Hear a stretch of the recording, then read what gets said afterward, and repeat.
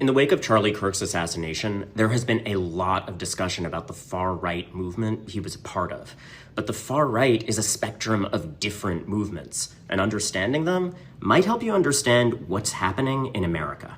First, Christian nationalism. This group's leaders, like Kirk and Marjorie Taylor Greene, tap into valid frustrations with broken systems, but also exploit xenophobia and racism.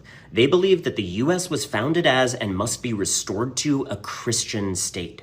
For many of them, that means white dominance, and non-white immigration and multiculturalism are threats. Kirk himself said, quote, "You cannot have liberty if you don't have a Christian population," and called the Civil Rights Act a, quote, "huge mistake." The movement works within the system, and its leaders don't openly call for violence, but their rage-baiting rhetoric has inspired it, with adherents participating in the January 6th attack. A different strain is the techno-authoritarian or Dark Enlightenment movement, pushed by Curtis Yarvin and Silicon Valley billionaire supporters like Peter Thiel.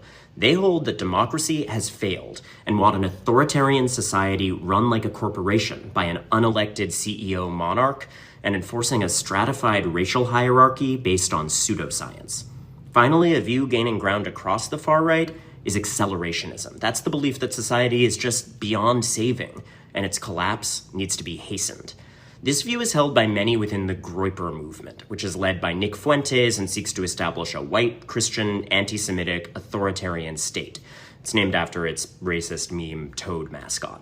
Fuentes avoids direct calls to violence, but his followers rely on online harassment, including threats of violence against political opponents and minorities. Some were also charged for their role on January 6th.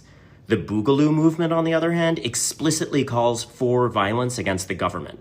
Its name, drawn from memes about the 80s movie Breakin' 2, Electric Boogaloo, is a reference to a second civil war. Self-described Boogaloo boys have been convicted of domestic terrorism plots and murders of government officials. A more personal nihilism is embodied in the Black Pill worldview, which cuts across these movements. Its adherents often identify as incels, and they want to destroy the progressive society that empowered women to reject them. The name comes from The Matrix, which is ironic since that film's directors have said that the pills were a trans allegory. Black pill followers are mainly misogynistic, but they have a lot of natural overlap with white supremacists. Most are passive, but the philosophy has inspired several mass murders. People in this country are hurting. They are frustrated with systems that are rigged against them. You can see how those anxieties are exploited in these groups and their visions, from building an authoritarian state to just watching the world burn.